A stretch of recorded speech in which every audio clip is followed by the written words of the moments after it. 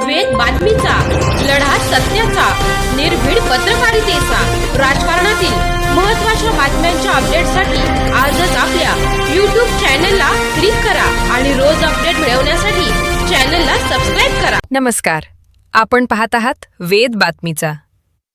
अपहरण प्रकरणात पोलिसांचे कौतुक, तर दुसरीकडे पोलिसालाच रस्त्यावर मारहाण. राहुरीत कायदा सुव्यवस्थेवर प्रश्नचिन्ह. एकीकडे 100 पेक्षा अधिक अपहरण झालेल्या मुलींचा शोध लावून पोलीस निरीक्षक संजय ठेंगे व त्यांच्या पथकाचे सर्वत्र कौतुक होत असताना, दुसरीकडे राहुरी शहरात एका पोलीस कर्मचाऱ्याला भर रस्त्यावर मारहाण झाल्याची घटना समोर आल्याने पोलीस प्रशासनावर प्रश्नचिन्ह निर्माण झाले आहे. पोलीस हेड कॉन्स्टेबल विकास वैराळ यांना काही तरुणांनी बेदम मारहाण केल्याचा प्रकार घडला. या घटनेदरम्यान एक पोलीस कर्मचारी दूर उभा राहून मारहाण होत असल्याचे पाहत होता का, असा सवालही उपस्थित केला जात आहे.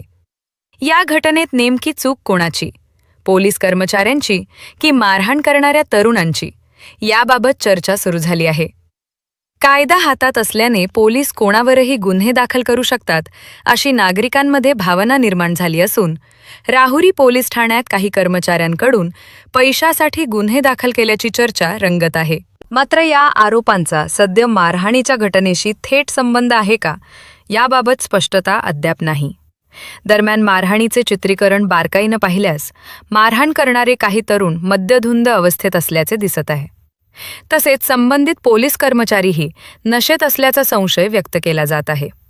या प्रकरणी पोलिसांनी विविध कलमान्वये 10 ते 12 तरुणांविरोधात गुन्हा दाखल केला असला तरी भर रस्त्यात पोलिसालाच मारहाण झाल्याने राहुरी पोलिसांची प्रतिमा मात्र धुळीस मिळाल्याची चर्चा शहरात सुरू आहे. कायद्याचा धाक कमी होत चालल्याचेही नागरिकांकडून बोलले जात आहे. वेद बातमीचासाठी राजेंद्र उंडे, राहुरी.